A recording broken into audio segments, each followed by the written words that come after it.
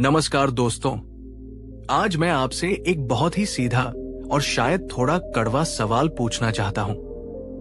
हम जिस देश में रहते हैं वहां हर गली में एक मंदिर है, हर मोड़ पर एक मजार है और हर घर में एक पूजा घर है। सुबह उठते ही घंटियों की आवाज आती है, अगरबत्तियां जलती हैं, मंत्र गूंजते हैं।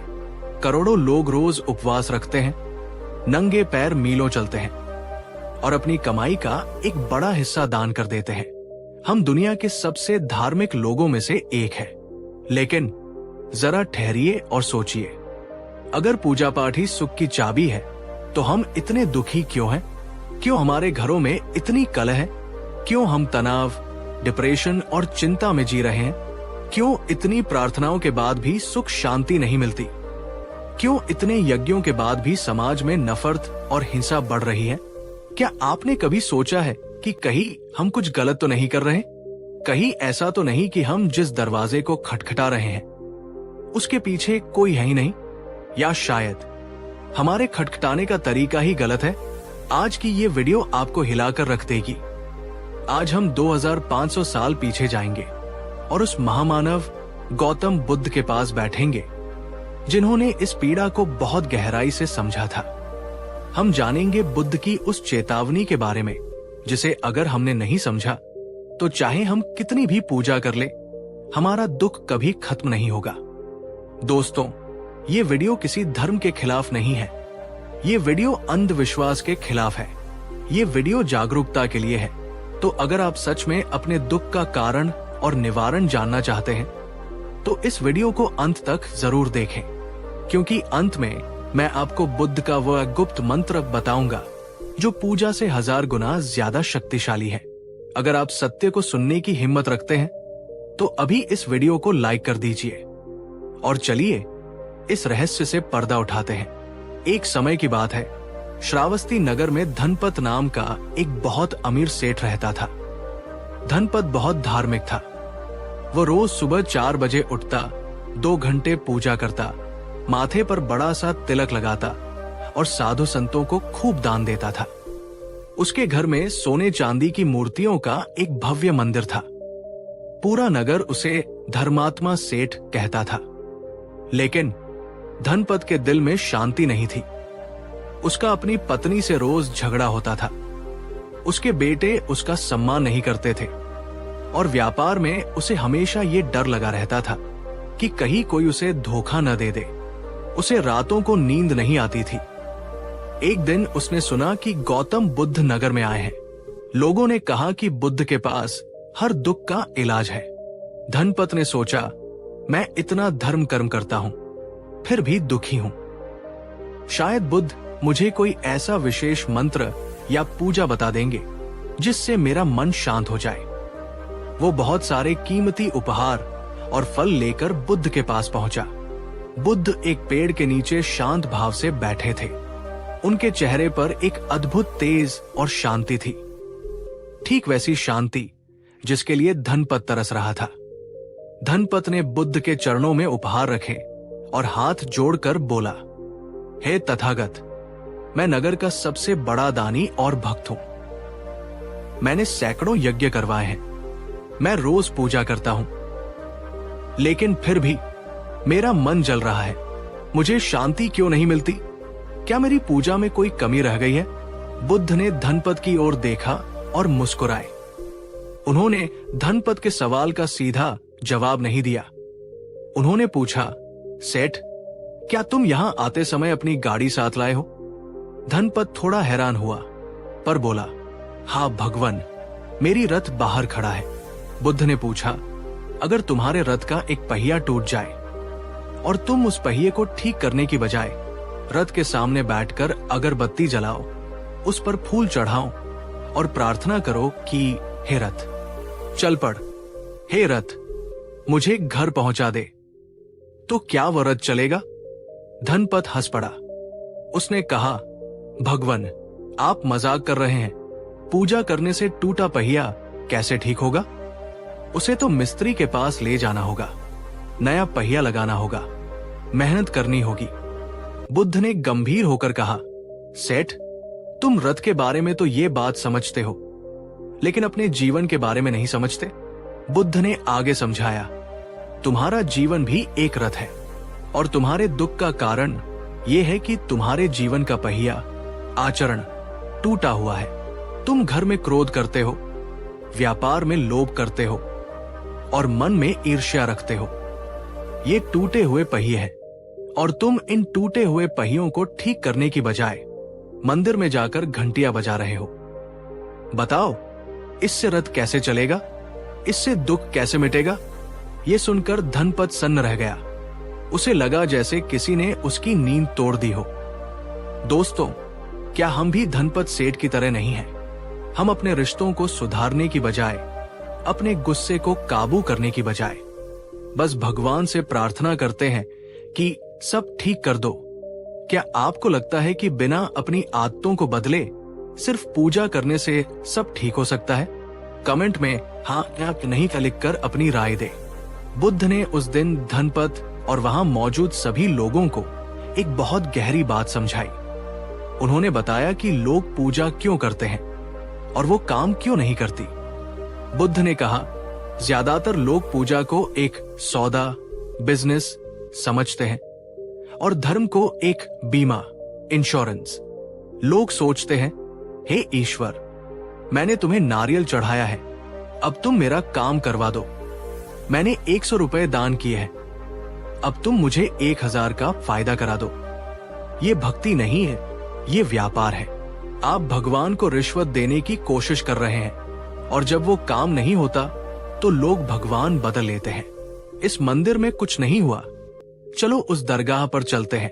बुद्ध ने कहा, दुख का कारण तुम्हारी इच्छाएं, तृष्णा है और तुम पूजा भी अपनी इच्छाओं को पूरा करने के लिए ही कर रहे हो।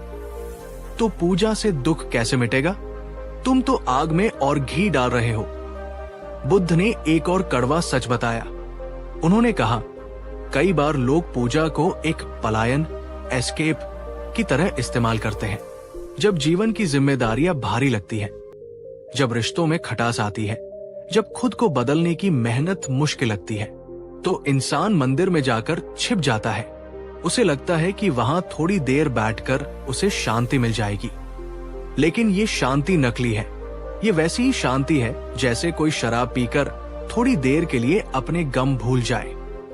नशा उतरते ही दुख वापस आ जाता है। मंदिर से बाहर आते ही वही दुनिया, वही समस्याएं फिर सामने खड़ी हो जाती है। बुद्ध ने चेतावनी दी, अगर तुम मंदिर में जाकर अपने जूते बाहर उतारते हो, लेकिन अपना अहंकार, अपना गुस्सा और अपनी चालाकी साथ लेकर अंदर जाते हो, तो तुम्हारा मंदिर जाना व्यर्थ है। भगवान मूर्तियों में नहीं, तुम्हारे आचरण में बसता है। दोस्तों, ये बात कितनी सच है। हम देखते हैं कि लोग मंदिरों में घंटों लाइन में लगते हैं, धक्का मुक्की करते हैं, एक दूसरे को गाली देते हैं, सिर्फ भगवान के दर्शन करने के लिए। क्या उस भगवान को ऐसे दर्शन चाहिए? क्या वो भगवान उस धक्का मुक्की और गुस्से से खुश होगा? हम सत्यनारायण की कथा सुनते हैं, लेकिन बाहर निकलकर असत्य बोलते हैं। हम लक्ष्मी की पूजा करते हैं, लेकिन घर की बहु बेटियों का अपमान करते हैं। हम शिव का अभिषेक करते हैं, लेकिन अपने शरीर, जो शिव का मंदिर है, में नशा और गंदगी भरते हैं। यही वो पाखंड है जिसके कारण रोज पूजा करने के बाद भी हम दुखी हैं। तो फिर सही रास्ता क्या है? अगर पूजा से दुख नहीं मिटता तो क्या करें? क्या नास्तिक बन जाएं? नहीं, बुद्ध ने कभी नास्तिक बनने को नहीं कहा।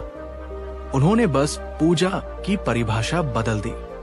बुद्ध ने कहा, असली पूजा फूल चढ़ाना नहीं है, असली पूजा है अपने भीतर के फूल को खिलाना। धनपत सेठ ने पूछा, तथागत, तो मैं क्या करूं? क्या पूजा छोड़ दूं? बुद्ध ने कहा, सेठ, पूजा छोड़ो मत, लेकिन पूजा को बदलो। कर्मकांड से कर्म की ओर बढ़ो। बुद्ध ने उसे 3 मंत्र दिए जो किसी भी वैदिक मंत्र से ज्यादा शक्तिशाली थे। 1. शील। सबसे पहली पूजा यह है कि तुम किसी को दुख न पहुंचाओ, न अपनी वाणी से, न अपने कर्म से। झूठ बोलना बंद करो, धोखा देना बंद करो, क्रोध करना बंद करो। अगर तुम एक दिन के लिए भी ये कर पाए तो ये 1000 यज्ञों से बड़ा पुण्य है। 2. समाधि। बाहर घंटी बजाने की बजाय अपने भीतर की आवाज सुनो। रोज कुछ देर शांत बैठो, देखो कि तुम्हारे मन में कितना शोर है। अपने विचारों को देखो, अपने गुस्से को देखो, उसे समझने की कोशिश करो। जिस दिन तुम खुद को समझ जाओगे, तुम्हें किसी मूर्ति की जरूरत नहीं पड़ेगी। 3. प्रज्ञा। ये समझो कि दुनिया में सब कुछ नश्वर है। न तुम्हारा धन रहेगा, न ये शरीर, न ये दुख। सब बदल रहा है। इस बदलाव को स्वीकार कर लो। जिस दिन तुम पकड़ना छोड़ दोगे, उस दिन तुम मुक्त हो जाओगे। बुद्ध ने कहा, अगर तुम किसी भूखे को खाना खिलाते हो तो वो ईश्वर को भोग लगाने से बड़ी पूजा है। अगर तुम किसी रोते हुए को हंसाते हो तो वो मंत्र पढ़ने से बड़ी प्रार्थना है। अगर तुम अपने माता पिता और परिवार की सेवा करते हो तो वो तीर्थ यात्रा से बड़ा पुण्य है। दोस्तों, यह बुद्ध का क्रांतिकारी संदेश। उन्होंने धर्म को आसमान से उतारकर जमीन पर ला दिया। उन्होंने धर्म को जीवन जीने का तरीका बना दिया। सोचिए, अगर हम सब सिर्फ इतना कर लें कि हम झूठ नहीं बोलेंगे, हम किसी का दिल नहीं दुखाएंगे और हम ईमानदारी से अपना काम करेंगे, तो क्या हमें किसी और पूजा की जरूरत पड़ेगी? हमारा पूरा जीवन ही एक पूजा बन जाएगा। क्या आपने कभी महसूस किया है कि किसी की मदद करने के बाद जो खुशी मिलती है, वो मंदिर में मन्नत मांगने से मिलने वाली खुशी से ज्यादा गहरी होती है? अपने अनुभव कमेंट में शेयर करें। बुद्ध की बातों ने धनपत के दिल पर गहरा असर किया। उसे समझ आ गया कि वो अब तक सिर्फ दिखावा कर रहा था। उसने घर जाकर सबसे पहले अपनी पत्नी और बच्चों से माफी मांगी कि वो उन पर बेवजह गुस्सा करता था। उसने अपने व्यापार में ईमानदारी बरतने की कसम खाई। उसने तय किया कि वो अब मुनाफा कम कमाएगा, लेकिन झूठ नहीं बोलेगा। उसने अपने घर के मंदिर को नहीं तोड़ा, लेकिन अब वो वहां सिर्फ फूल चढ़ाने नहीं जाता था। अब वो वहां बैठकर ध्यान करता था।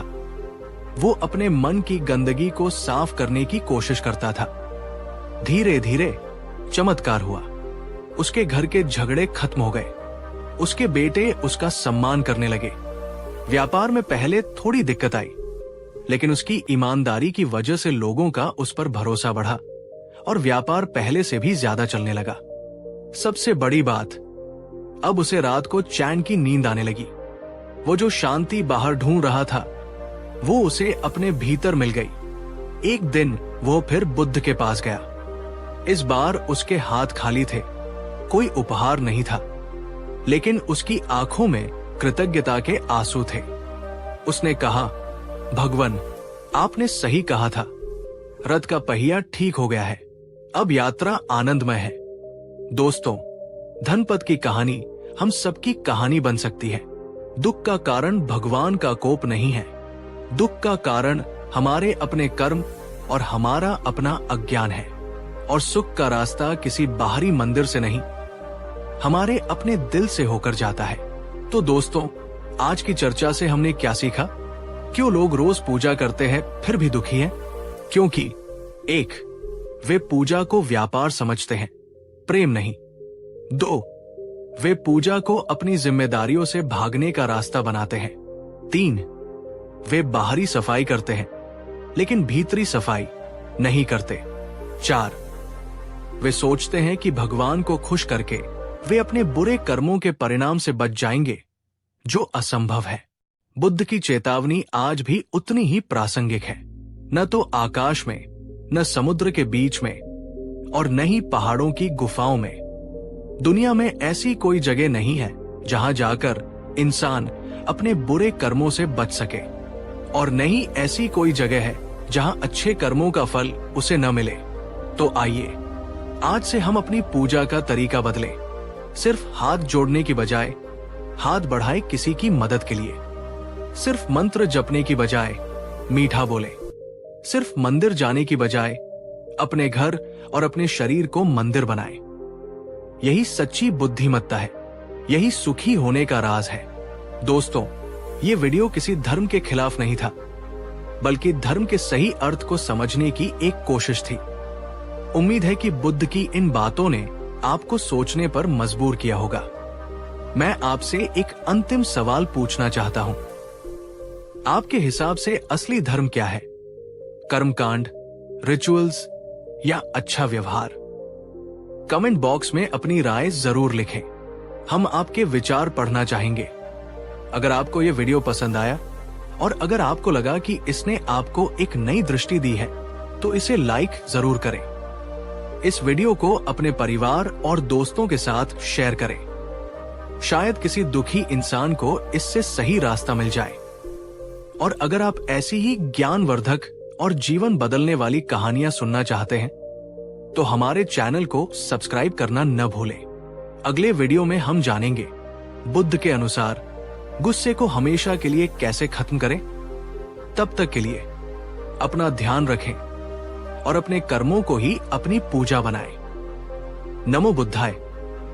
पिछले भाग में हमने समझा कि क्यों रोज पूजा करने के बाद भी लोग दुखी रहते हैं। हमने देखा कि कैसे हम पूजा को एक सौदा बना लेते हैं। लेकिन आज हम इस घाव को थोड़ा और कुरे देंगे। आज हम पूजा के उस स्याह पक्ष, डार्क साइड की बात करेंगे, जिसके बारे में बात करने से लोग डरते हैं। मेरा आपसे एक सीधा सवाल है, जब आप मंदिर में, दरगाह में या किसी बाबा के पास जाते हैं, तो आपके मन में क्या होता है? प्रेम या डर? जरा सोचिए। हम शनिदेव की पूजा क्यों करते हैं? क्योंकि हमें उनसे प्रेम है, या इसलिए कि हमें उनकी साढ़े साती से डर लगता है? हम व्रत क्यों रखते हैं? इसलिए कि हमें ईश्वर की याद आती है, या इसलिए कि हमें डर है कि अगर व्रत नहीं रखा तो घर में कोई अनहोनी हो जाएगी? हम ज्योतिषियों को अपनी कुंडली क्यों दिखाते हैं? इसलिए कि हमें खुद पर भरोसा है, या इसलिए कि हमें भविष्य का डर सता रहा है?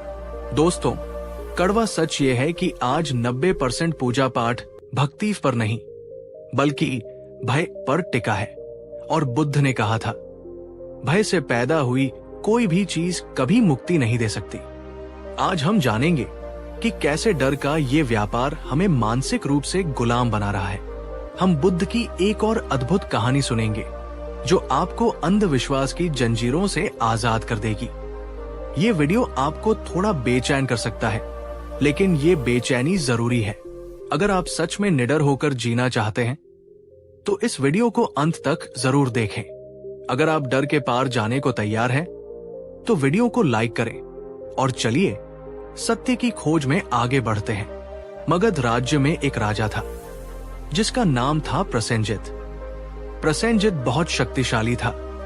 उसके पास विशाल सेना थी, लेकिन वो वहमी और डरपोक था।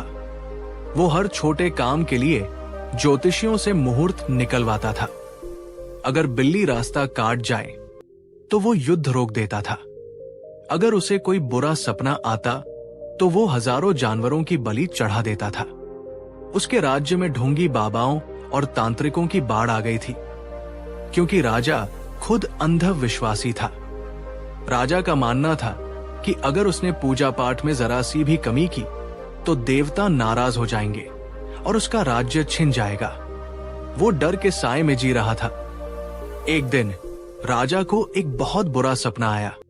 उसे लगा कि उसकी मृत्यु निकट है। उसके राजपुरोहितों ने कहा, महाराज, ग्रहों की चाल बहुत खराब है। आपको एक महायज्ञ करना होगा, जिसमें 500 बकरों, 500 मुर्गों की बलि देनी होगी, तभी आपकी जान बचेगी। राजा डर गया। उसने तुरंत आदेश दिया कि यज्ञ की तैयारी की जाए। हजारों बेजुबान जानवरों को पकड़कर बाड़े में बंद कर दिया गया। उनकी डरी हुई आवाजों से पूरा नगर गूंजने लगा। तभी गौतम बुद्ध वहां पहुंचे। बुद्ध ने देखा कि राजा भय से कांप रहा है और निर्दोष जीवों की हत्या करने जा रहा है। बुद्ध सीधे राजा के दरबार में गए। राजा ने बुद्ध का सम्मान किया, लेकिन कहा, भगवान, मैं बहुत मुसीबत में हूं। मेरी जान खतरे में है। मुझे ये यज्ञ करना ही होगा। बुद्ध ने राजा की आंखों में देखा और पूछा, राजन, क्या तुम सच में मानते हो कि दूसरों को मारकर तुम खुद जिंदा रह सकते हो? राजा ने कहा, पुरोहित कहते हैं कि देवता खून से खुश होते हैं। बुद्ध ने मुस्कुराते हुए कहा, राजन, सोचो, अगर कोई तुम्हारे बेटे को मारकर कहे कि इससे मैं खुश हो जाऊंगा, तो क्या तुम खुश होगे? राजा ने कहा, बिल्कुल नहीं, मैं तो उसकी जान ले लूंगा। बुद्ध ने कहा, तो फिर तुम ये कैसे सोच सकते हो कि इस सृष्टि का रचयिता, जो हम सबका पिता है, वो अपने ही बच्चों, जानवरों की हत्या से खुश होगा? क्या देवता राक्षसों से भी बदतर हैं? बुद्ध ने आगे कहा, ये धर्म नहीं राजन, ये तुम्हारा डर है, और इन पुरोहितों ने तुम्हारे डर को अपना व्यापार बना लिया है। राजा थोड़ा हिचकिचाया। उसने कहा, लेकिन भगवान, अगर मैंने पूजा नहीं की तो मेरा क्या होगा? मुझे बुरे सपने आते हैं। बुद्ध ने कहा, आओ, मैं तुम्हें असली सुरक्षा देता हूं। बुद्ध राजा को यज्ञशाला में ले गए जहां जानवर बंधे थे। उन्होंने एक बकरी के बच्चे को अपनी गोद में उठाया और राजा से कहा, राजन, देखो, ये भी तुम्हारी तरह ही अपनी जान से प्यार करता है। ये भी डर रहा है।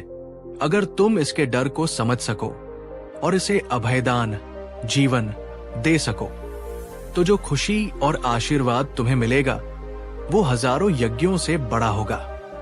बुद्ध ने एक ऐसा तर्क दिया जिसने राजा के अंधविश्वास की जड़ काट दी। उन्होंने कहा, अगर बलि देने से स्वर्ग मिलता तो ये पुरोहित अपनी बलि क्यों नहीं देते? वे जानवरों को ही क्यों चुनते हैं? राजन, निर्दोष को मारकर कोई भी पुण्य नहीं कमा सकता।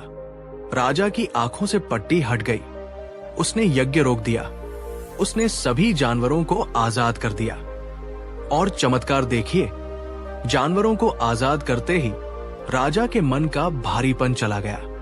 उसे लगा जैसे उसने मृत्यु को हरा दिया है। जो सुरक्षा वो बलि में ढूंढ रहा था, वो उसे करुणा में मिल गई।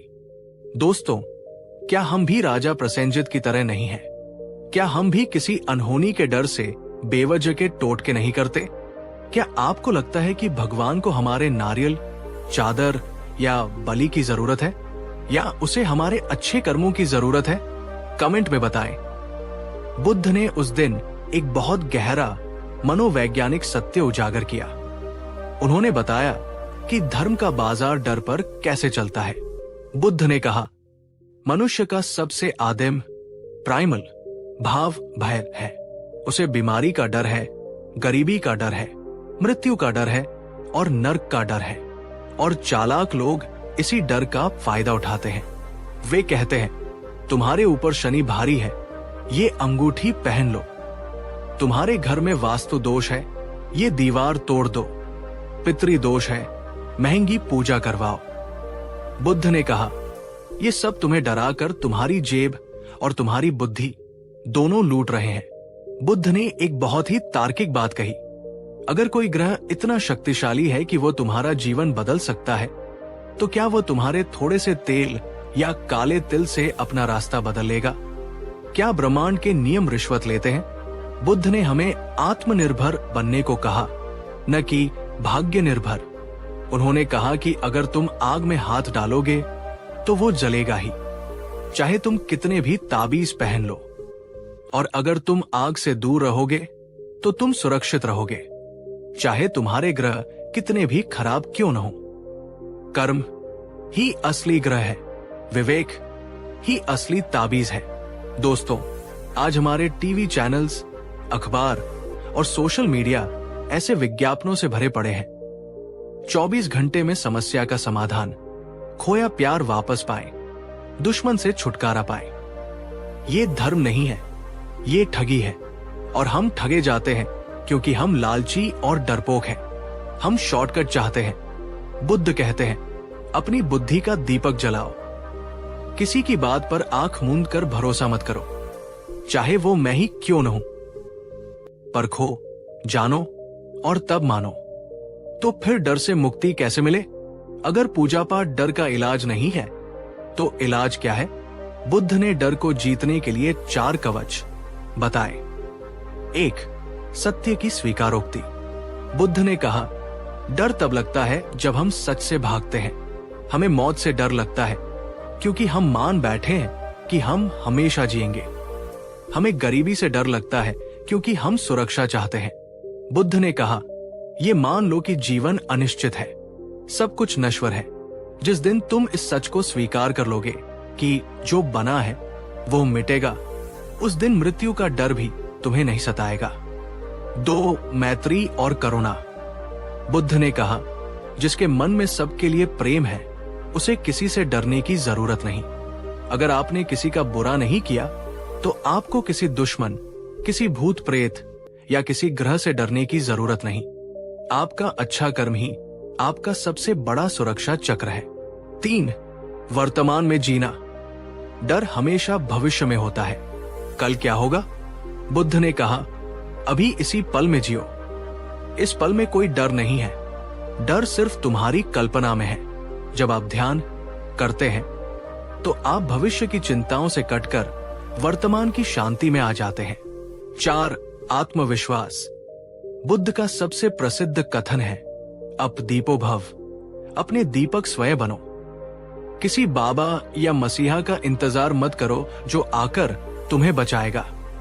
तुम खुद अपने रक्षक हो। अपनी बुद्धि और अपने बाहुबल पर भरोसा करो। सोचिए दोस्तों, एक ऐसा व्यक्ति जो मौत को सच मानता है, जो सबसे प्यार करता है, जो आज में जीता है और जिसे खुद पर भरोसा है, क्या उसे कोई डरा सकता है? क्या उसे किसी ताबीज या अंगूठी की जरूरत पड़ेगी? नहीं, वो व्यक्ति अभय, फेयरलेस हो जाएगा। और यही असली आध्यात्मिकता है। क्या आप आज से ये संकल्प ले सकते हैं कि आप अपने डर का सामना करेंगे, न कि उससे भागने के लिए किसी अंधविश्वास का सहारा लेंगे? कमेंट में लिखें, मैं निडर बनूंगा। वापस राजा प्रसेनजित की कहानी पर आते हैं। जानवरों को छोड़ने के बाद राजा ने एक और बड़ा फैसला लिया। उसने अपने राज्य से सभी ढोंगी तांत्रिकों को निकाल दिया। उसने आदेश दिया कि राज्य का खजाना अब यज्ञों में नहीं, बल्कि कुएं खुदवाने, सड़कें बनाने और औषधालय खोलने में खर्च होगा। उसने कहा, असली यज्ञ प्रजा की सेवा है। लोग हैरान थे। राजा अब किसी ग्रहस्त्र की परवाह नहीं करता था। वो निडर होकर निर्णय लेता था।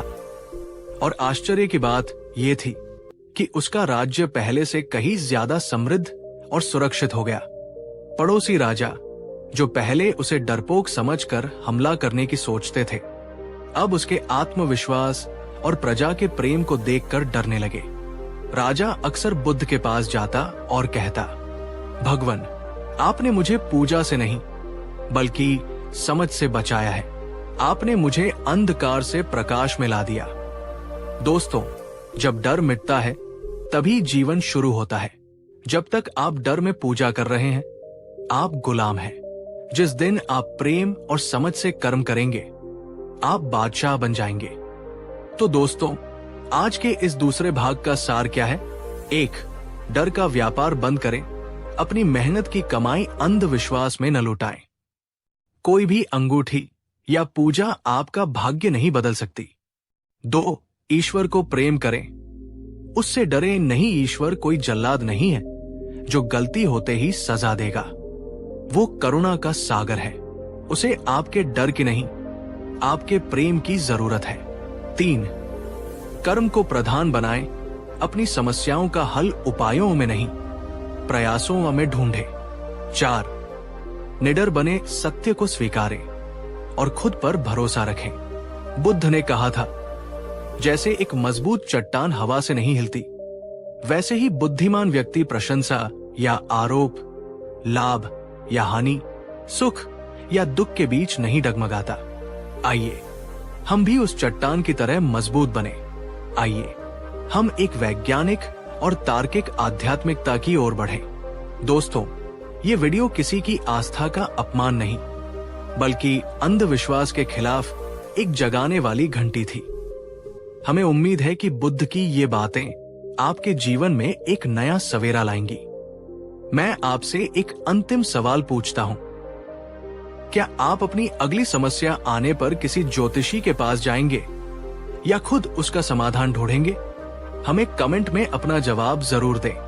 अगर आपको ये वीडियो साहसी और सच्चा लगा तो इसे लाइक करें। इस वीडियो को हर उस व्यक्ति के साथ शेयर करें जो डर और वहम में जी रहा है।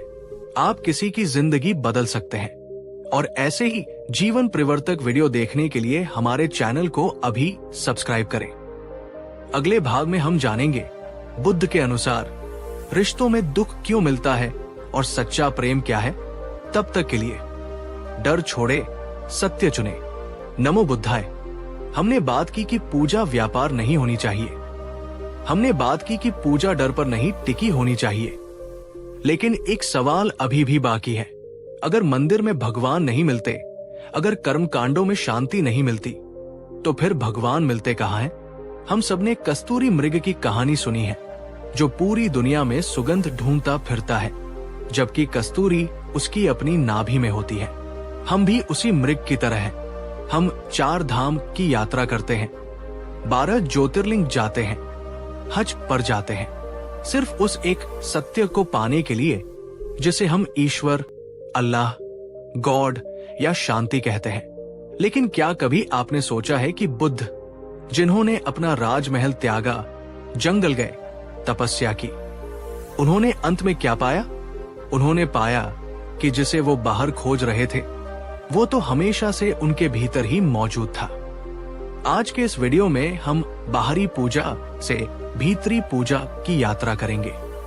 हम बुद्ध की वो विधि जानेंगे जिससे आप अपने घर में बैठे बैठे, बिना किसी खर्च के, बिना किसी आडंबर के, उस परम सत्य का अनुभव कर सकते हैं। ये वीडियो आपकी आध्यात्मिक यात्रा का मोड़ हो सकता है।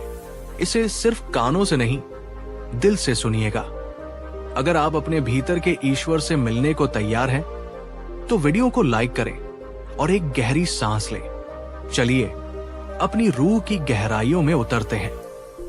एक बहुत प्रसिद्ध बौद्ध कथा है। एक गांव के बाहर एक भिखारी रहता था। वो पिछले 30 सालों से एक ही जगह, एक पुराने लकड़ी के संदूक, बॉक्स पर बैठकर भीख मांगता था। जो भी वहां से गुजरता, वो अपना कटोरा आगे कर देता और कहता, बाबूजी, कुछ दे दो, मैं बहुत गरीब हूं। एक दिन गौतम बुद्ध वहां से गुजरे। भिखारी ने उन्हें देखा और अपनी आदत के अनुसार कटोरा आगे कर दिया। महाराज, कुछ दे दो। बुद्ध रुके। उन्होंने भिखारी को बड़े ध्यान से देखा। बुद्ध ने कहा, मेरे पास तुम्हें देने के लिए कुछ नहीं है, लेकिन मैं तुमसे कुछ पूछना चाहता हूं। भिखारी ने कहा, पूछिए। बुद्ध ने उस पुराने लकड़ी के संदूक की ओर इशारा किया जिस पर भिखारी बैठा था।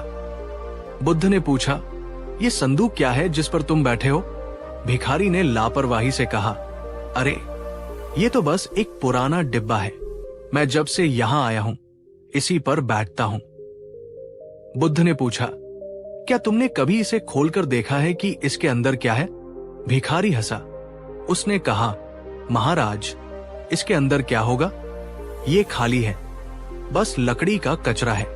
बुद्ध ने जोर देकर कहा, एक बार मेरे कहने पर इसे खोलकर तो देखो। भिखारी ने बेमन से संदूक का ढक्कन खोलने की कोशिश की। ढक्कन जाम हो चुका था। उसने थोड़ी ताकत लगाई। ढक्कन चरमराकर खुल गया और जैसे ही ढक्कन खुला, भिखारी की आंखें फटी की फटी रह गई। वो संदूक सोने के सिक्कों, हीरों और जवाहरातों से भरा हुआ था। वो भिखारी जो 30 साल से पाई पाई के लिए भीख मांग रहा था, वो दरअसल एक अरबती था। वो जिस खजाने पर बैठा था, उसी से अनजान था। बुद्ध ने उस रोते हुए भिखारी से कहा, मित्र, तुम उस भिखारी की तरह हो और ये पूरी दुनिया भी उसी भिखारी की तरह है। तुम बाहर कटोरा लेकर भीख मांग रहे हो। थोड़ी खुशी दे दो, थोड़ी शांति दे दो, भगवान दे दो। जबकि जिस खजाने को तुम खोज रहे हो, वो जिस पर तुम बैठे हो, तुम्हारा अपना हृदय उसी के भीतर है। बुद्ध ने कहा, तुम गरीब नहीं हो, तुम बस अनजान हो। तुम्हें बाहर से कुछ नहीं चाहिए, तुम्हें बस अपने भीतर का ढक्कन खोलना है। दोस्तों, क्या हम भी उस भिखारी की तरह नहीं हैं?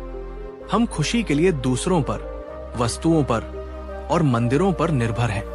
क्या आपको कभी ऐसा लगा है कि सब कुछ पाने के बाद भी एक खालीपन है? वो खालीपन इसलिए है क्योंकि हमने अपना संदूक अभी तक नहीं खोला है। बुद्ध ने उस दिन अपने शिष्यों को समझाया कि इंसान भीतरी पूजा क्यों नहीं करता, वो बाहर क्यों भटकता है। बुद्ध ने 3 कारण बताए। 1. मन का स्वभाव। हमारा मन एक बंदर की तरह है। ये हमेशा बाहर की दुनिया में उलझा रहता है। इसे रंग, रूप, आवाज और स्वाद चाहिए। भीतर जाना इसे बोरिंग लगता है, इसलिए ध्यान करना मुश्किल लगता है। लेकिन मंदिर में ढोलन गाड़े बजाना आसान लगता है। 2. अहंकार, ईगो। जब हम बाहरी पूजा करते हैं तो हमारा अहंकार संतुष्ट होता है। मैंने इतना बड़ा यज्ञ करवाया, मैं इतना बड़ा भक्त हूं।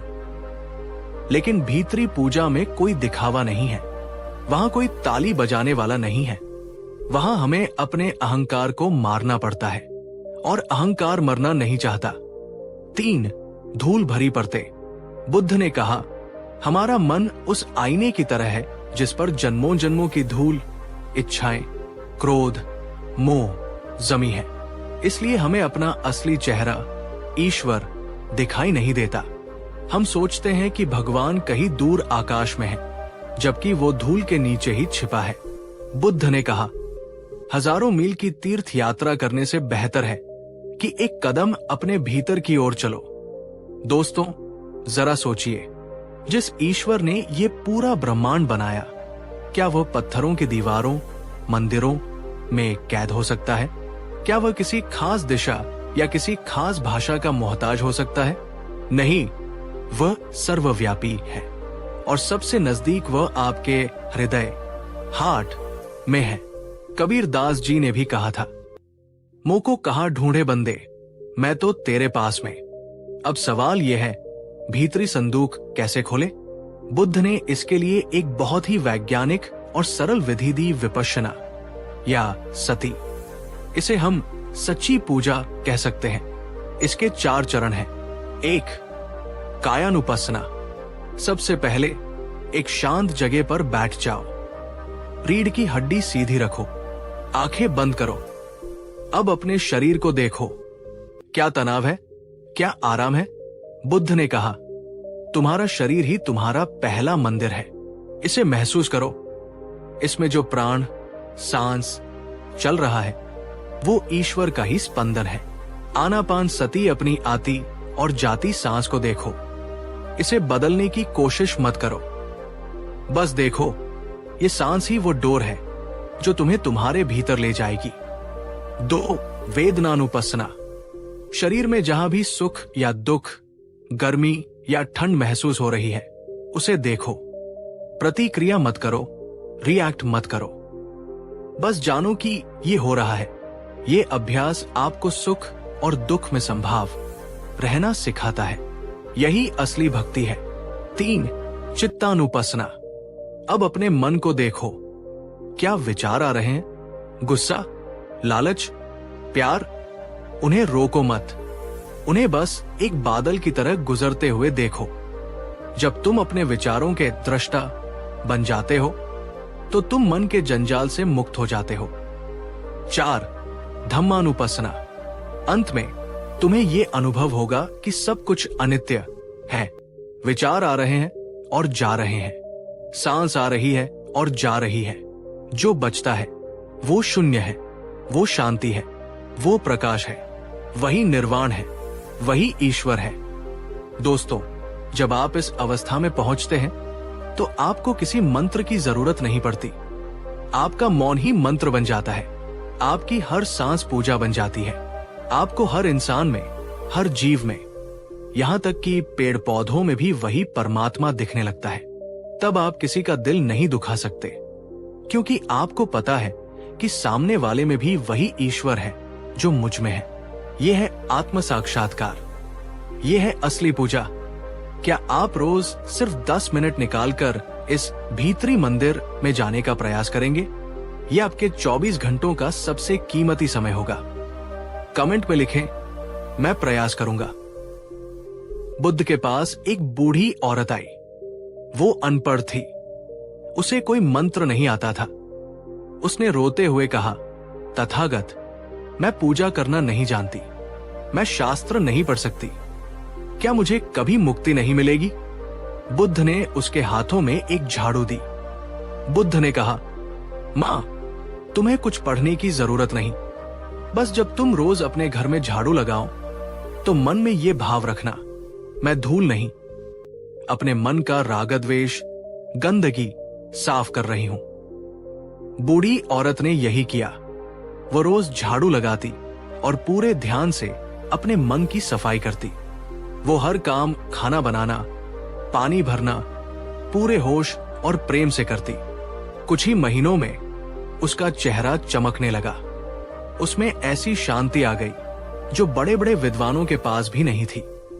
उसने कर्म को ही ध्यान बना लिया था। बुद्ध ने अपने शिष्यों से कहा, देखो, इसने असली पूजा कर ली। इसने अपने भीतर का दिया जला लिया। दोस्तों, पूजा के लिए आपको संस्कृत के श्लोक जानने की जरूरत नहीं है। आपको महंगी सामग्री की जरूरत नहीं है।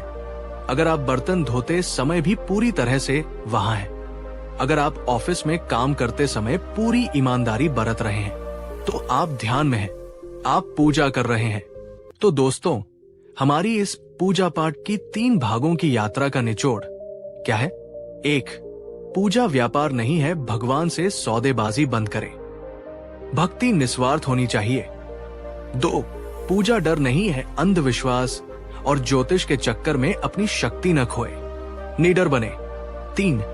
पूजा बाहर नहीं है, असली मंदिर आपका हृदय है और असली मूर्ति आपकी आत्मा है। बुद्ध का अंतिम संदेश याद रखें।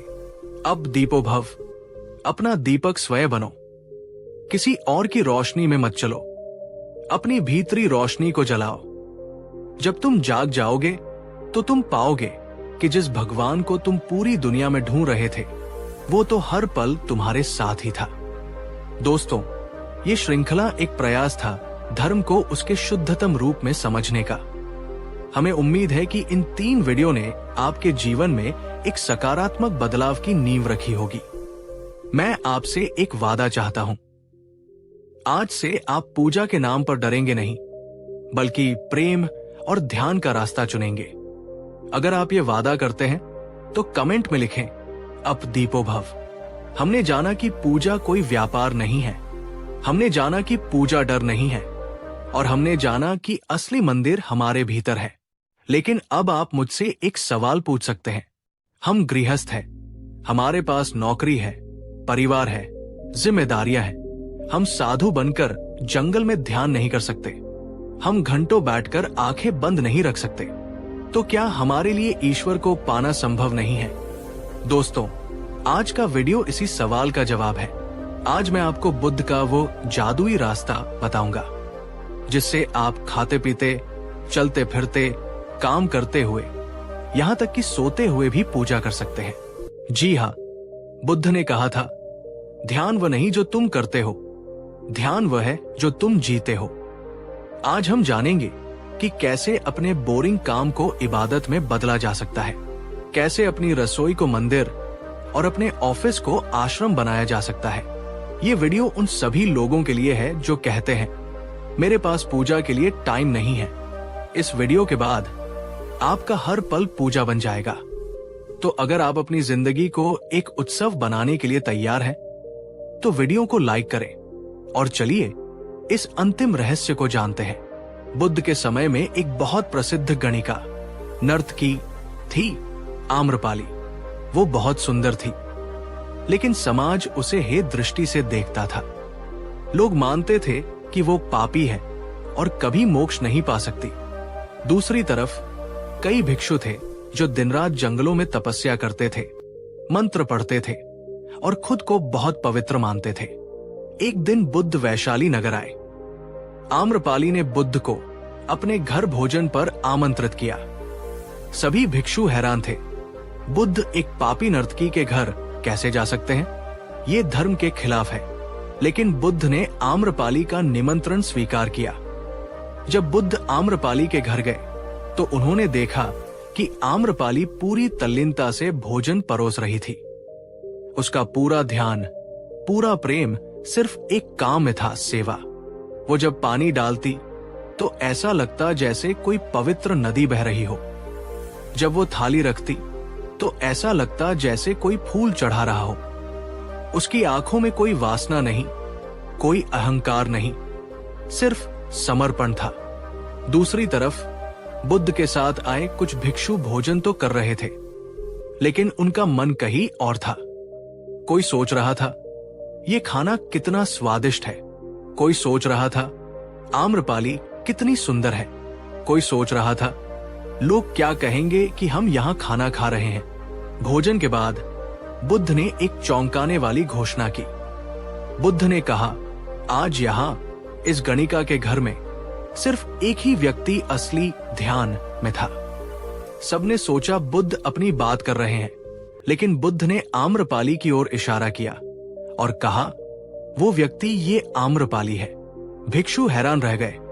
तथागत, ये क्या कह रहे हैं? हम भिक्षु हैं, ये नर्तकी है। बुद्ध ने समझाया, तुम लोग भोजन करते समय हजारों विचारों में खोए थे। तुम्हारा शरीर यहां था, लेकिन मन कहीं और। ये बेहोशी है। लेकिन आम्रपाली, उसने जब भोजन परोसा तो वो पूरी तरह वहीं थी। उसका हर काम होश, माइंडफुलनेस में था। उसने अपने काम को ही पूजा बना दिया। बुद्ध ने कहा, पवित्रता कपड़ों में नहीं, जागरूकता, अवेयरनेस में है। जो पूरे होश से अपना काम करता है वो सन्यासी से भी बड़ा है। दोस्तों, ये कहानी हमारे समाज के मुंह पर एक तमाचा है।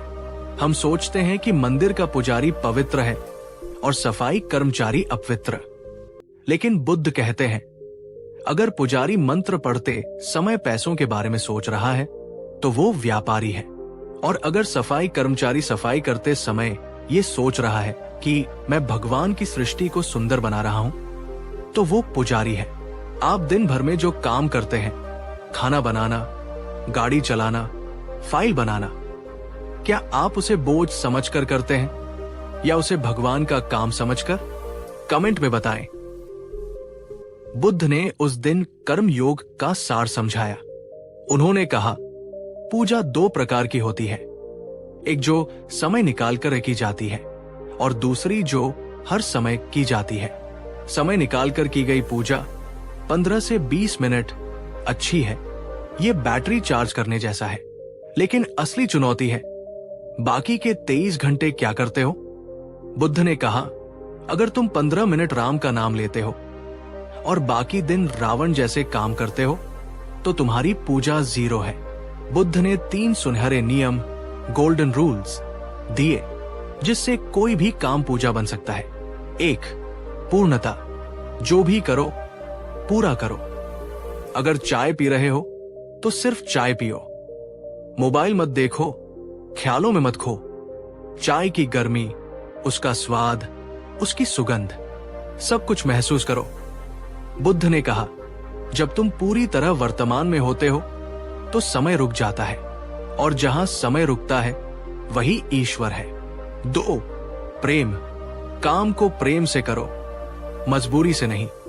अगर एक माँ अपने बच्चे के लिए खाना बनाती है तो वो सिर्फ खाना नहीं, अपना प्यार परोस रही है, वो पूजा है। लेकिन अगर वही माँ गुस्से में खाना बनाए, रोज रोज की मुसीबत है, तो वो खाना जहर बन जाता है। बुद्ध ने कहा, प्रेम ही वो पारस पत्थर है जो लोहे, काम को सोने, पूजा में बदल देता है। 3, निस्वार्थता, फल की चिंता मत करो। जब आप काम इसलिए करते हैं कि मुझे तारीफ मिलेगी या पैसा मिलेगा, तो वो नौकरी है। जब आप काम इसलिए करते हैं क्योंकि ये काम होना चाहिए या इससे किसी का भला होगा, तो वो सेवा है, और सेवा ही सबसे बड़ी पूजा है। दोस्तों, सोचिए अगर हम सब इन नियमों का पालन करें। डॉक्टर मरीज को भगवान मानकर इलाज करे, टीचर बच्चों को अपना बच्चा मानकर पढ़ाए, दुकानदार ग्राहक को धोखा न दे, तो क्या हमें अलग से मंदिर जाने की जरूरत पड़ेगी? ये पूरी दुनिया ही एक मंदिर बन जाएगी। अब मैं आपको बुद्ध की शिक्षाओं पर आधारित कुछ बहुत ही सरल टिप्स देता हूं, जिन्हें आप कल सुबह से ही आजमा सकते हैं। 1, जागते समय जैसे ही आंख खुले बिस्तर से कूदे नहीं, 2 मिनट लेटे रहें, महसूस करें कि आप जिंदा हैं। ये एक नया दिन है, एक नया अवसर है। मन में कहें धन्यवाद, आज का दिन मैं होश और प्रेम से जीऊंगा। ये आपकी पहली पूजा है। 2 नहाते समय सिर्फ शरीर को न धोएं, महसूस करें कि पानी आपके तनाव, चिंता और नकारात्मकता को धो रहा है। पानी के स्पर्श को महसूस करें, उस पल में रहें। ये आपका जलाभिषेक है। 3 खाते समय टीवी या फोन बंद कर दें, भोजन को देखें, सोचें कि किसान ने, प्रकृति ने और पकाने वाले ने कितनी मेहनत की है। पहला निवाला कृतज्ञता, ग्रैटिट्यूड के साथ खाएं। स्वाद को महसूस करें, ये आपका प्रसाद है। 4 काम करते समय, जब आप ऑफिस में हो या घर का काम कर रहे हो तो उसे बोझ न समझें। सोचें कि ये काम मेरी साधना है, मैं इसे सर्वश्रेष्ठ तरीके से करूंगा। अगर कोई गुस्सा दिलाए तो लंबी सांस लें और मुस्कुराएं। ये आपका तप है। 5 सोते समय दिन भर की सारी चिंताओं को, सारी शिकायतों को एक पोटली में बांधें और मानसिक रूप से उसे ईश्वर या अस्तित्व को सौंप दें। माफ कर दे सबको और खुद को भी। खाली होकर सोएं, ये आपका समाधि है। दोस्तों, ये कोई मुश्किल काम नहीं है, बस अपनी नजर बदलनी है। जैसे ही नजर बदलती है, नजारे बदल जाते हैं। साधारण पानी चरणामृत बन जाता है, साधारण पत्थर मूर्ति बन जाता है और साधारण जीवन दिव्य बन जाता है। आपसे सवाल, इन 5 टिप्स में से कौन सा आपको सबसे अच्छा लगा और जिसे आप कल से शुरू करेंगे? कमेंट में नंबर लिखें, 1, 2, 3, 4 या 5। अंत में बुद्ध के जीवन का एक और प्रसंग। जब बुद्ध मृत्युशैया पर थे तो आनंद, उनका प्रिय शिष्य, रो रहा था। आनंद ने कहा, भगवान, आप जा रहे हैं, अब हम किसकी पूजा करेंगे? अब हमें प्रकाश कौन देगा? बुद्ध ने अपनी क्षीण आवाज में कहा, आनंद, मैंने तुम्हें यही तो सिखाया है कि पूजा किसी व्यक्ति की नहीं होती। बुद्ध ने एक सूखा पत्ता उठाया और कहा, आनंद, क्या तुम इस सूखे पत्ते में पूरे ब्रह्मांड को देख सकते हो? आनंद ने ध्यान से देखा। बुद्ध ने कहा, इस पत्ते में सूरज की धूप है, बादल का पानी है, जमीन की मिट्टी है और समय का चक्र है। पूरा ब्रह्मांड मिलकर इस एक पत्ते को बनाता है। अगर तुम इस पत्ते को सम्मान से देख सको तो तुमने पूरे ब्रह्मांड की पूजा कर ली। बुद्ध ने कहा, हर चीज में पवित्रता देखो, हर पल में दिव्यता देखो। यही मेरा अंतिम संदेश है। दोस्तों, बुद्ध हमें ये सीखा गए कि भगवान किसी 7वें आसमान पर नहीं बैठा है। वो एक बच्चे की मुस्कान में है, वो हवा के झोंके में है, वो आपके पसीने की बूंद में है और सबसे ज्यादा वो आपकी अपनी करुणा और होश में है। तो दोस्तों, ये थी हमारी 4 भागों की एक लंबी यात्रा। हमने शुरू किया था एक सवाल से, लोग पूजा करते हैं फिर भी दुखी क्यों हैं? और आज हम एक समाधान पर पहुंचे हैं। दुख तब मिटता है जब पूजा एक कर्मकांड नहीं बल्कि एक जीवन शैली बन जाती है। हमने सीखा, 1, पूजा सौदा नहीं, समर्पण है। 2, पूजा डर नहीं, निडरता है। 3, ईश्वर बाहर नहीं, भीतर है। 4, हर कर्म पूजा है, हर पल ध्यान है। आज से चलिए एक नई शुरुआत करते हैं। मंदिर जरूर जाएं, लेकिन वहां से शांति लेकर आएं, उसे वही छोड़कर ना आएं।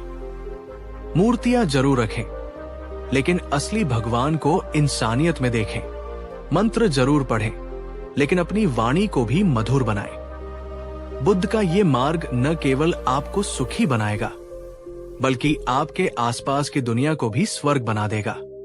दोस्तों, ये श्रृंखला मेरे दिल के बहुत करीब थी। इसे लिखने और आप तक पहुंचाने में बहुत मेहनत और शोध लगा है, लेकिन ये तभी सफल होगी जब आप इसमें से कम एक बात अपने जीवन में उतारेंगे।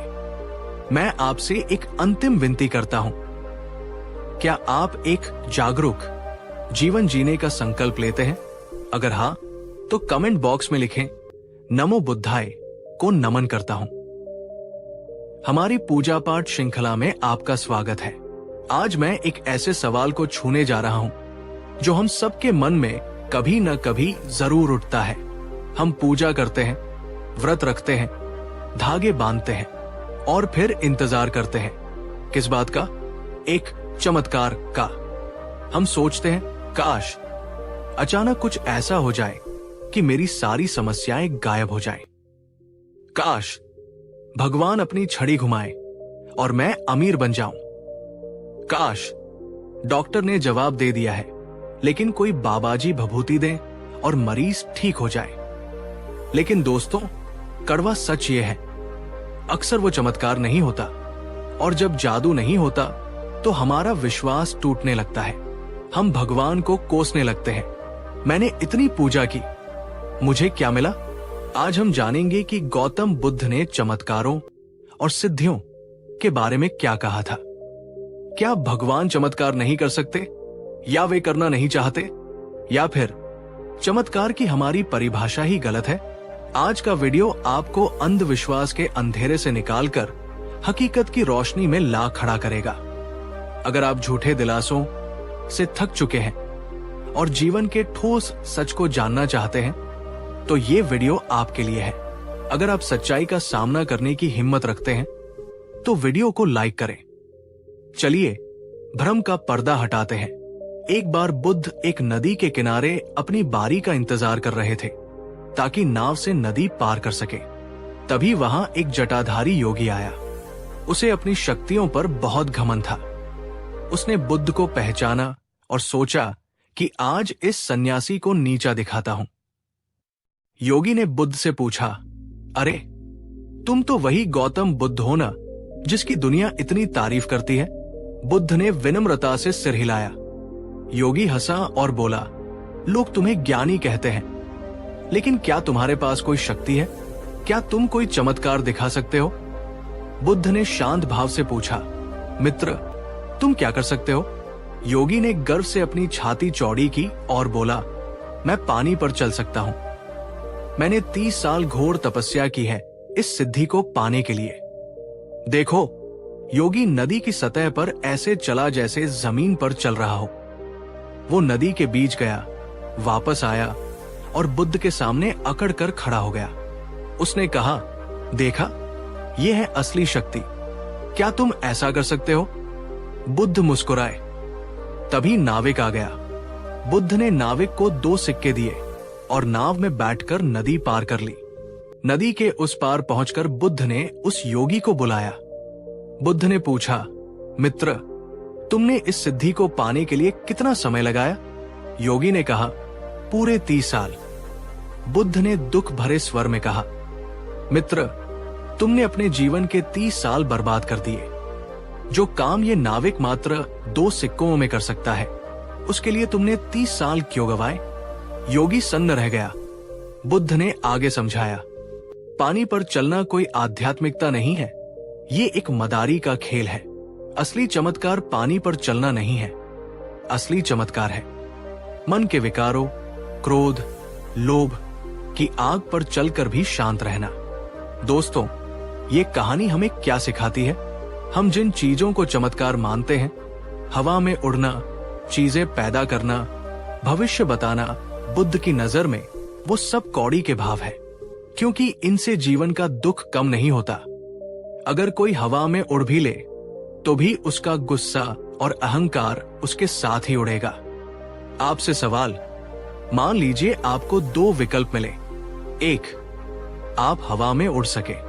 2, आप हमेशा के लिए तनाव मुक्त हो जाएं। आप क्या चुनेंगे? कमेंट में बताएं, 1 या 2।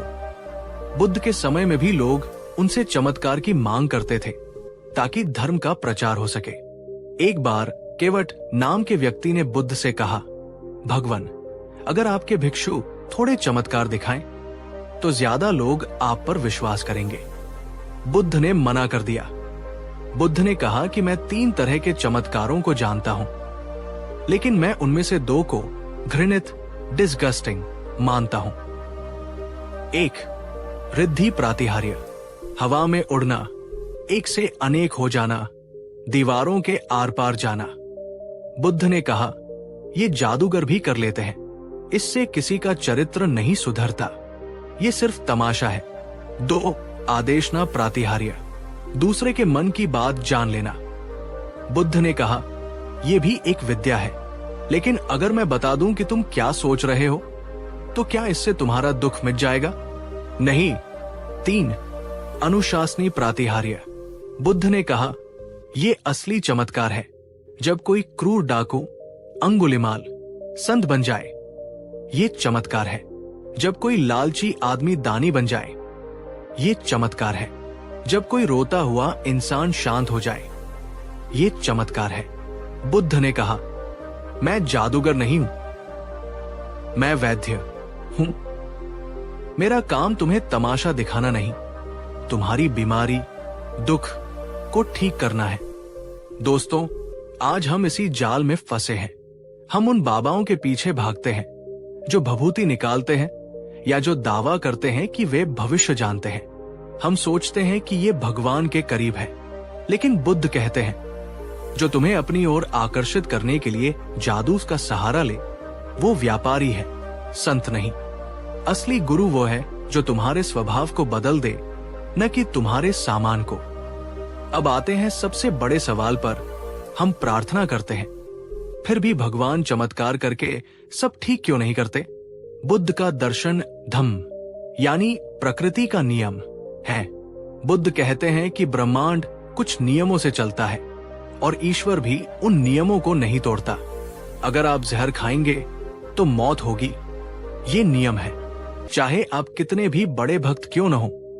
जहर अमृत नहीं बनेगा। बुद्ध कहते हैं, अनहोनी होने की उम्मीद करना ही दुख का कारण है। लोग चाहते हैं वे पढ़ाई न करें पर पास हो जाएं, चमत्कार। वे जंक फूड खाएं पर बीमार न पड़े, चमत्कार। वे कड़वा बोले पर लोग उन्हें प्यार करें, चमत्कार। बुद्ध कहते हैं, जागो। ये संभव नहीं है। असली चमत्कार ये नहीं है कि नियम टूट जाएं। असली चमत्कार ये है कि आप नियमों को समझकर जीना शुरू कर दें। जब आप ये स्वीकार कर लेते हैं कि मृत्यु अटल है, बीमारी आ सकती है, कर्म का फल मिलेगा, तो आपके अंदर एक ऐसी शक्ति आ जाती है कि आप बड़े से बड़े दुख में भी मुस्कुरा सकते हैं। दुख में मुस्कुराना, इससे बड़ा चमत्कार दुनिया में कोई नहीं है। आपसे सवाल, क्या आपने कभी देखा है कि कोई व्यक्ति बहुत बड़ी मुसीबत में भी शांत और स्थिर खड़ा है? क्या आपको ये किसी जादू से कम लगता है? अपने विचार कमेंट में लिखें। ये कहानी आपने सुनी होगी, लेकिन आज इसे चमत्कार के नजरिए से देखिए। किसा गौतमी का बेटा मर गया। वो उसे जीवित करने के लिए बुद्ध के पास आई। वो चाहती थी कि बुद्ध कोई चमत्कार करे, कोई मंत्र पढ़े और बेटा जिंदा हो जाए। बुद्ध ने कोई जादू नहीं किया। बुद्ध ने कहा, जाओ उस घर से सरसों के दाने ले आओ जहां कभी कोई नहीं मरा हो।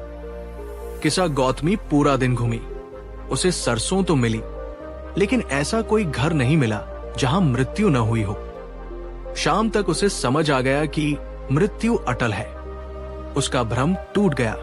वो बुद्ध के पास आई और भिक्षुणी बन गई। जरा सोचिए, अगर बुद्ध उस दिन मंत्र पढ़कर बच्चे को जिंदा कर देते, चमत्कार कर देते, तो क्या होता? किसा गौतमी खुश हो जाती, लेकिन कुछ साल बाद वो बेटा फिर मरता या किसा गौतमी मरती। दुख फिर आता। वो कभी सत्य को नहीं जान पाती। बुद्ध ने जादू नहीं किया, उन्होंने उसका नजरिया बदल दिया। उन्होंने उसे एक साधारण महिला से एक जागृत संत बना दिया। यही बुद्ध का तरीका है। वे आपको बैसाखी नहीं देते, वे आपको चलना सिखाते हैं। दोस्तों, भगवान से ये मत मांगो कि मेरी मुश्किलें हटा दो। भगवान से ये मांगो कि मुझे मुश्किलों से लड़ने की ताकत दो, सत्य। जादूगर आपको भ्रमित करता है, गुरु आपको जगाता है। तो दोस्तों, असली चमत्कार क्या है और हम इसे कैसे कर सकते हैं? बुद्ध के अनुसार आप खुद एक जादूगर बन सकते हैं। कैसे? 1. माफी का चमत्कार। अगर कोई आपसे नफरत करता है और आप उसे माफ कर दे, तो आपने नफरत के नियम को तोड़ दिया। ये चमत्कार है। 2. दान का चमत्कार। जब आपकी जेब में कम पैसे हों, फिर भी आप किसी भूखे को खिला दे, ये चमत्कार है। 3. बदलाव का चमत्कार। अगर आप कल तक शराबी थे और आज आपने संकल्प लेकर नशा छोड़ दिया, तो आपने अपनी किस्मत बदल दी। ये सबसे बड़ा चमत्कार है। बुद्ध ने कहा था, हजारों युद्ध जीतने से बेहतर है खुद पर विजय पाना। वही असली विजेता है। बाहरी ताबीजों और अंगूठियों का इंतजार मत करो। तुम्हारा पसीना, तुम्हारा संकल्प और तुम्हारा विवेक, यही वो जादू है जो तुम्हारी दुनिया बदल सकता है।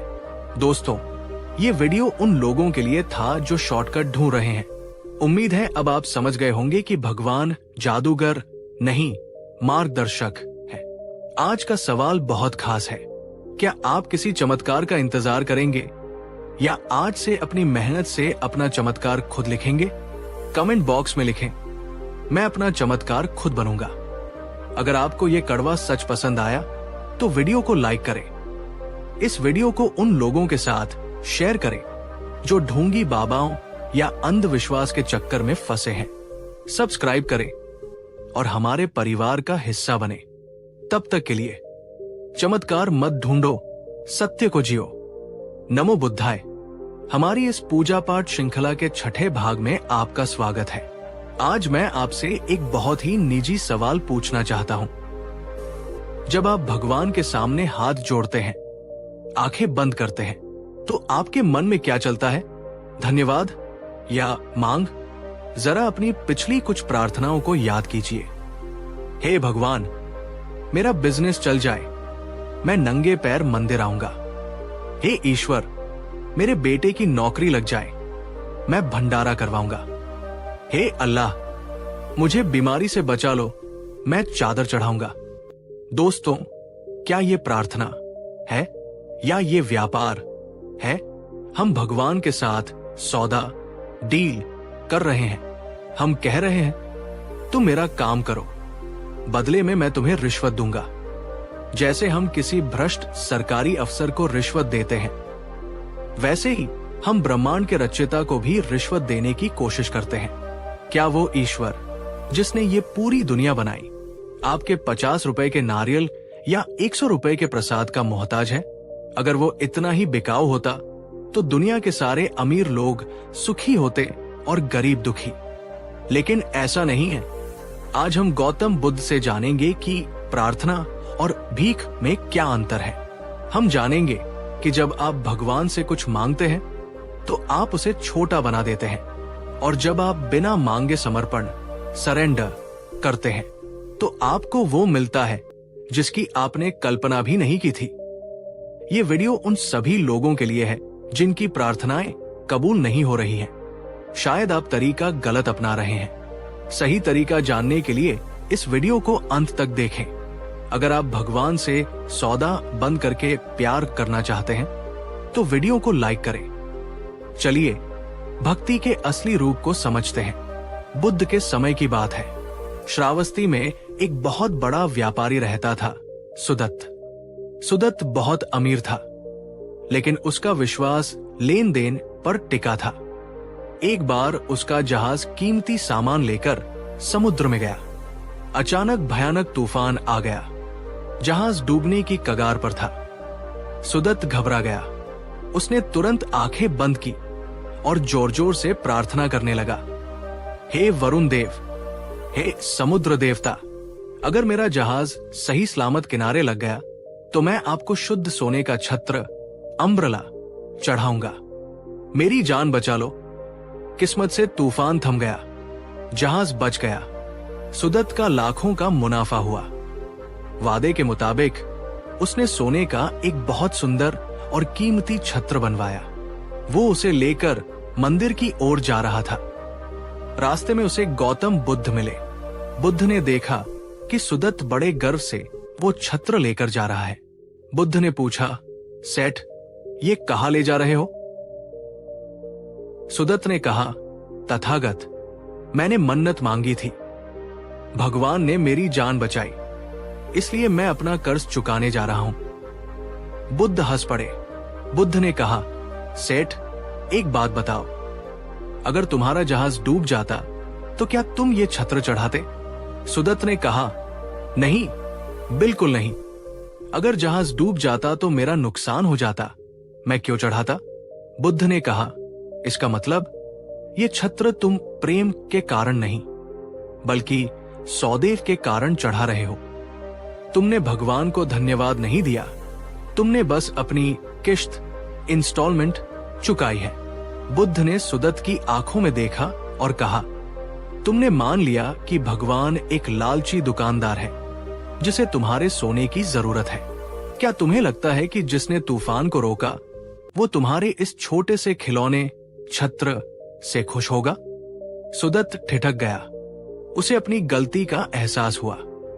बुद्ध ने कहा, सेठ, असली प्रार्थना ये नहीं है कि मेरा काम कर दो तो मैं दूंगा।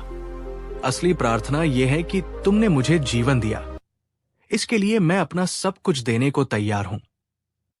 बुद्ध ने उसे सलाह दी, इस सोने के छत्र को बेच दो और उस पैसे से उन नाविकों, सेलर्स के परिवारों की मदद करो जो उस तूफान में घायल हुए हैं।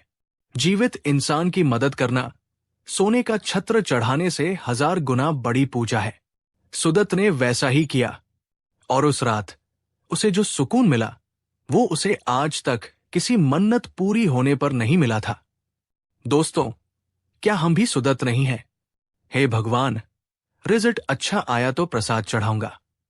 क्या ये शर्त लगाना सही है? कमेंट में हाँ या नहीं लिखें। बुद्ध ने उस दिन अपने शिष्यों को प्रार्थना का मनोविज्ञान समझाया। बुद्ध ने कहा, जब तुम हाथ फैलाकर कुछ मांगते हो तो तुम ये साबित करते हो कि तुम अपूर्ण, इनकम्प्लीट हो, तुम भिखारी हो। एक, अविश्वास। जब आप भगवान से कहते हैं, मुझे ये चाहिए, मुझे वो चाहिए, तो आप असल में कह रहे हैं, हे ईश्वर, तुम्हें पता नहीं है कि मेरे लिए क्या सही है। लाओ मैं तुम्हें बताता हूं कि क्या करना है। क्या आपको लगता है कि आपकी समझ उस परम शक्ति से ज्यादा बड़ी है? बुद्ध कहते हैं, मांगना अविश्वास है, मौन रहना विश्वास है। 2, भविष्य की चिंता। मन्नत हमेशा भविष्य के लिए होती है, ऐसा हो जाए, वैसा हो जाए। यह दिखाता है कि आप वर्तमान, प्रेजेंट में खुश नहीं हैं। बुद्ध कहते हैं, सच्ची प्रार्थना भविष्य की मांग नहीं, बल्कि वर्तमान के लिए धन्यवाद, ग्रैटिट्यूड है। 3, इच्छाओं का जाल। आज आप साइकिल मांगेंगे, कल कार, परसों बंगला। मन्नतों का कोई अंत नहीं है। बुद्ध ने कहा, इच्छाएं आग की तरह है, तुम जितना घी मांगना डालोगे, आग उतनी भड़केगी। इसे बुझाने का तरीका मांगना नहीं, त्यागना है। बुद्ध ने एक बहुत ही कड़वा सच कहा, तुम मंदिर जाते हो अपनी इच्छाएं पूरी करने, लेकिन सच्चा धर्म वह है जहां तुम अपनी इच्छाओं को खत्म करने जाते हो। तुम भगवान का उपयोग कर रहे हो, प्रेम नहीं। दोस्तों, जरा सोचिए, एक छोटा बच्चा अपनी मां से चॉकलेट मांगता है तो मां दे देती है, लेकिन अगर वो बच्चा चाकू मांगे, आग मांगे, मां नहीं देगी। बच्चा रोएगा, मन्नत मांगेगा, पैर पटकेगा, लेकिन मां नहीं देगी, क्योंकि वह जानती है कि ये उसके लिए बुरा है। ठीक वैसे ही कई बार हमारी प्रार्थनाएं इसलिए पूरी नहीं होती क्योंकि भगवान जानते हैं कि जो हम मांग रहे हैं, पैसा, वो खास इंसान, वो रुतबा, वो अंत में हमें बर्बाद ही करेगा। हमारी अनसुनी प्रार्थनाएं भगवान की सबसे बड़ी कृपा होती है। तो फिर सही तरीका क्या है? क्या हम अपनी परेशानियां भगवान को न बताएं?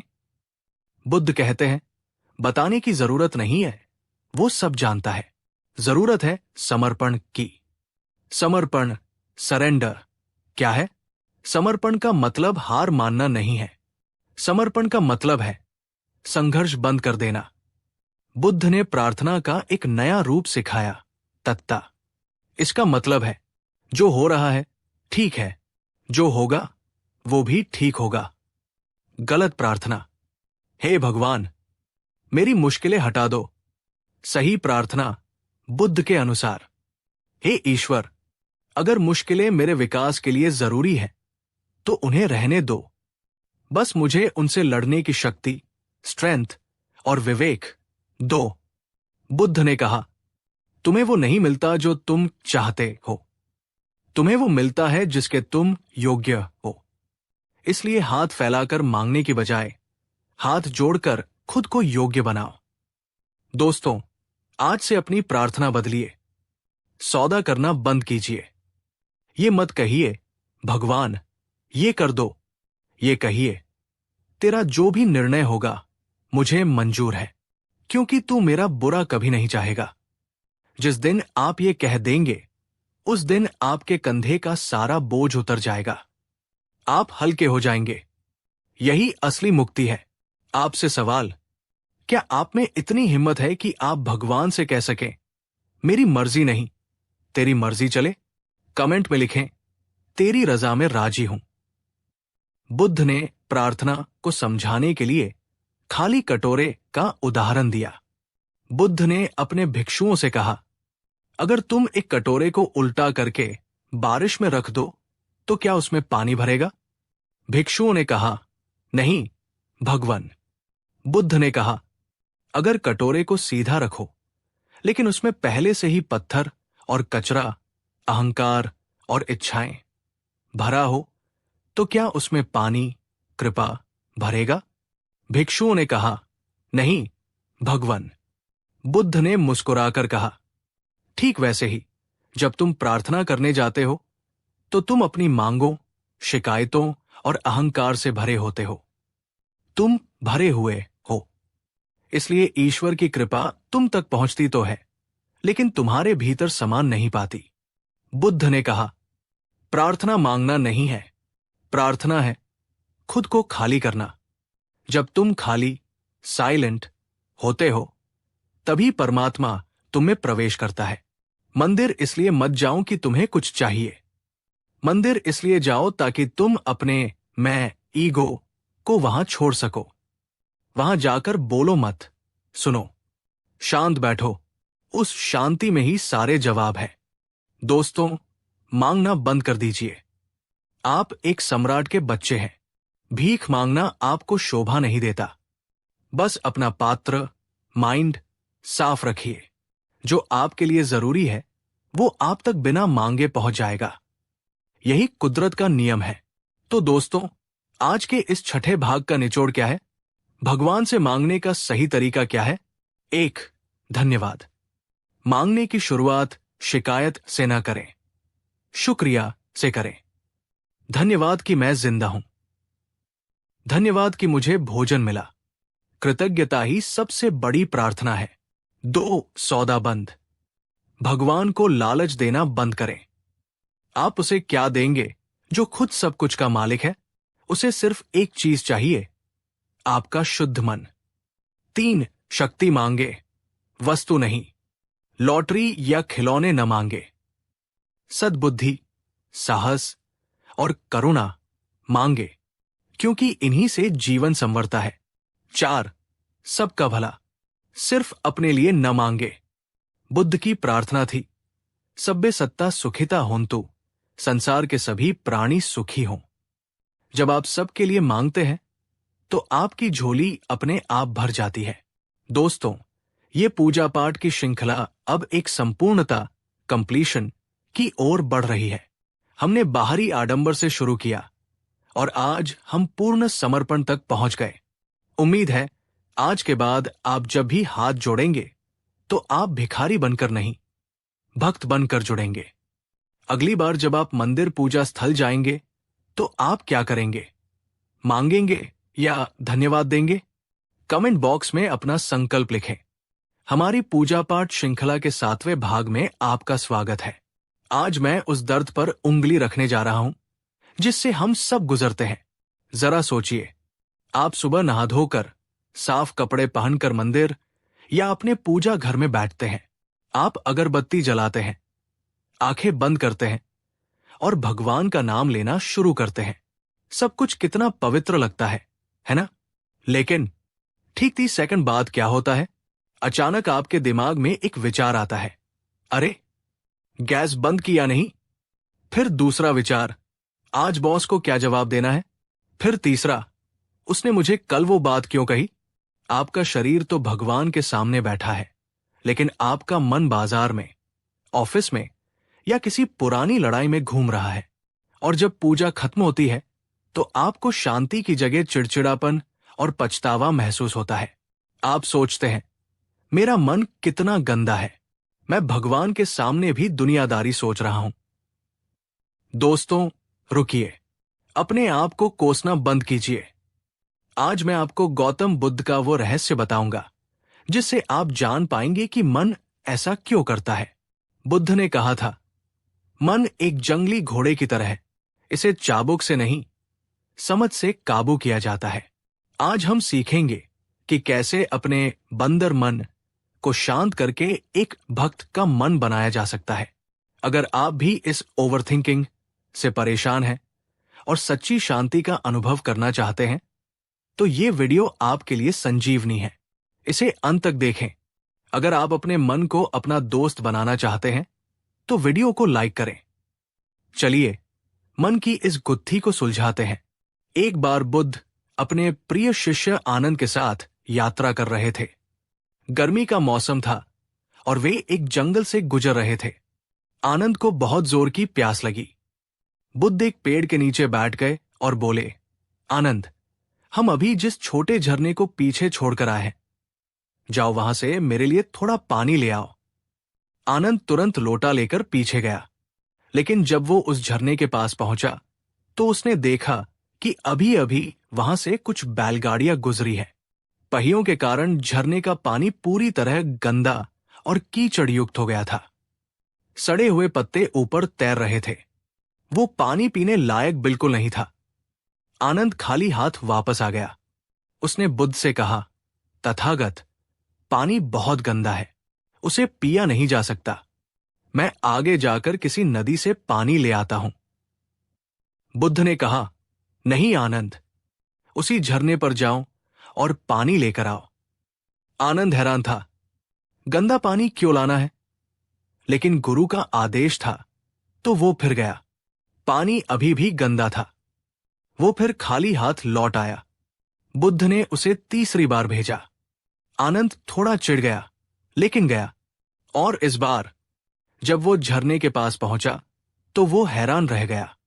कीचड़ नीचे बैठ चुका था, सड़े हुए पत्ते किनारे लग गए थे और पानी बिल्कुल कांच की तरह साफ और निर्मल हो चुका था। आनंद ने लोटा भरा और नाचते हुए बुद्ध के पास आया।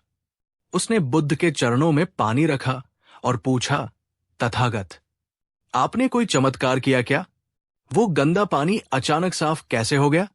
बुद्ध मुस्कुराए और बोले, आनंद, मैंने कुछ नहीं किया और तुमने भी कुछ नहीं किया। तुमने बस इंतजार, पेशेंस किया। बुद्ध ने समझाया, जब पानी गंदा था, अगर तुम उसमें हाथ डालकर उसे साफ करने की कोशिश करते तो वो और गंदा हो जाता। तुमने उसे समय दिया। कीचड़ अपने आप भारी होकर नीचे बैठ गया और पानी अपने स्वभाव से साफ हो गया। बुद्ध ने कहा, आनंद, तुम्हारा मन भी उस झरने की तरह है। जब तुम पूजा करने बैठते हो तो विचारों की बैलगाड़ियां चलने लगती है। कीचड़, विचार ऊपर आ जाता है। तुम गलती ये करते हो कि तुम उस कीचड़ से लड़ने लगते हो। तुम कहते हो, चुप हो जा मन, विचार मतला। इससे मन और गंदा हो जाता है। तुम्हें बस किनारे बैठकर उसे देखना है, उसे समय देना है। विचार अपने आप नीचे बैठ जाएंगे। क्या आप पूजा करते समय विचारों से लड़ते हैं या उन्हें शांति से देखते हैं? कमेंट में सच सच बताएं। बुद्ध ने उस दिन एकाग्रता का सबसे बड़ा सूत्र दिया।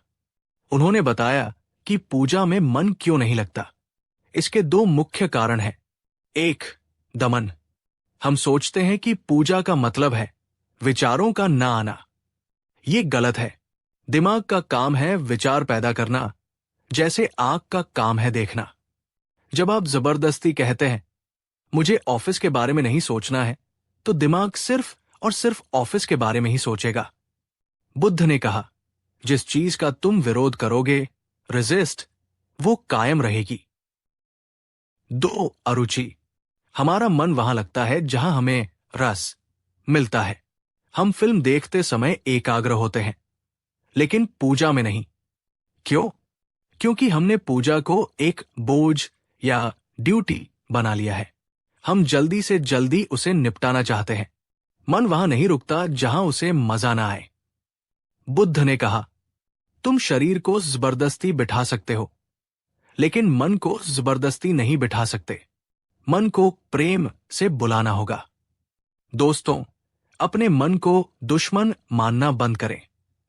ये मत कहिए, मेरा मन बहुत चंचल है, ये मेरा कहना नहीं मानता। ये कहिए, मेरा मन एक छोटा बच्चा है, इसे धीरे धीरे सिखाना होगा। जब पूजा में कोई बुरा विचार आए तो डरिए मत। भगवान आपको सजा नहीं देंगे। भगवान जानते हैं कि आप इंसान हैं। विचार आना पाप नहीं है, विचारों में बच जाना बेहोशी है। तो फिर उपाय क्या है? मन को शांत कैसे करें? बुद्ध ने इसके लिए एक विधि दी, साक्षी भाव या ऑब्जर्वेशन। जब आप पूजा या ध्यान करने बैठें तो ये 3 कदम स्टेप्स उठाएं। स्टेप 1, स्वीकार करें। जैसे ही आप आंखें बंद करें, अपने मन से कहें, आज जो भी विचार आएगा मैं उसका स्वागत करूंगा, चाहे वो अच्छा हो या बुरा। दरवाजे खोल दो। जब मन देखेगा कि आप लड़ने के लिए तैयार नहीं है, तो वो ढीला पड़ जाएगा। स्टेप 2, देखें, बहे नहीं। विचार आएंगे, कल क्या होगा? जैसे ही विचार आए, उसे देखें। मन में कहें, अच्छा, ये कल का विचार है, और उसे जाने दे। उसके साथ कहानी मत बनाइए। गलत, कल क्या होगा? अगर बॉस ने डांटा तो मेरी नौकरी चली जाएगी। सही, भविष्य का विचार आ रहा है। ठीक है, जाओ। स्टेप 3, एंकर का इस्तेमाल करें। Use an anchor. मन को टिकने के लिए एक जगह चाहिए।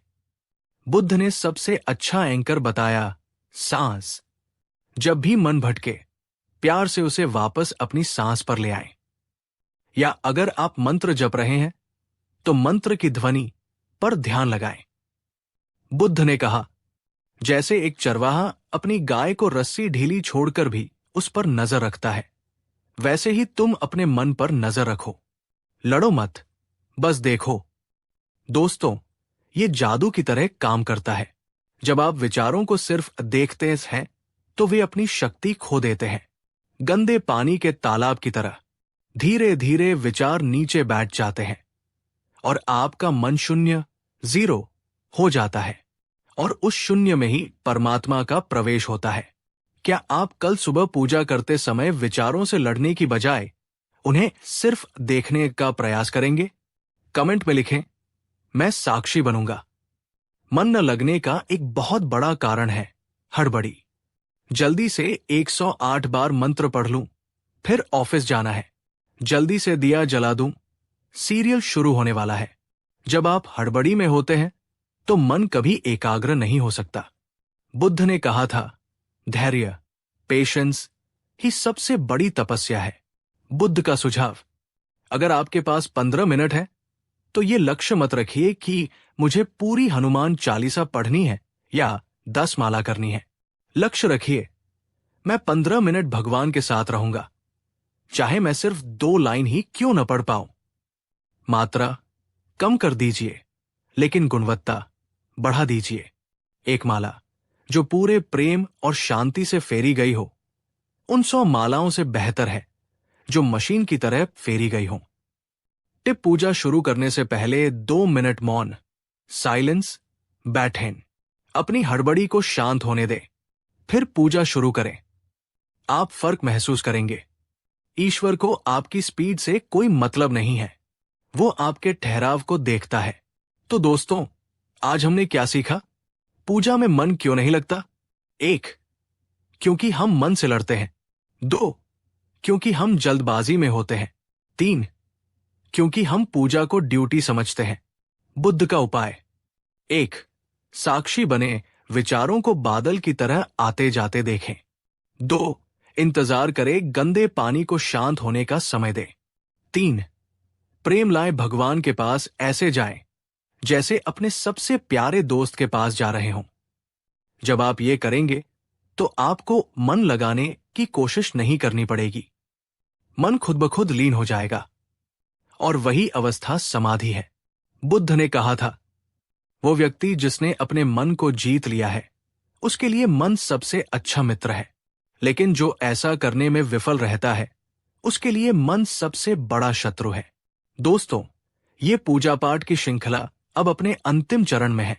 मुझे पूरी उम्मीद है कि इस वीडियो से आपको अपनी ओवरथिंकिंग से निपटने का रास्ता मिला होगा। आज का सवाल, क्या आप पूजा को एक टास्क समझते हैं या सुकून? कमेंट में सच बताएं।